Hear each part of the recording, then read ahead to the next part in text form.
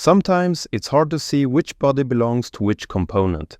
Everything looks the same, and that slows you down.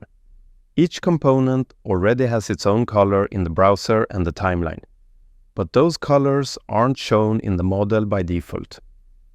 If you cut the model with the section analysis, you'll notice those colors even exist inside each component.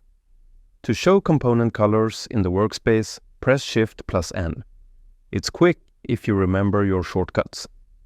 If you don't want to memorize shortcuts, open the Design shortcuts and type Component Color. That's the fast workflow method. And if you only use this occasionally, go to Inspect, Display Component Colors. A few extra clicks, but easy to find. Displaying component colors helps you understand your model faster, especially in complex assemblies where clarity means speed.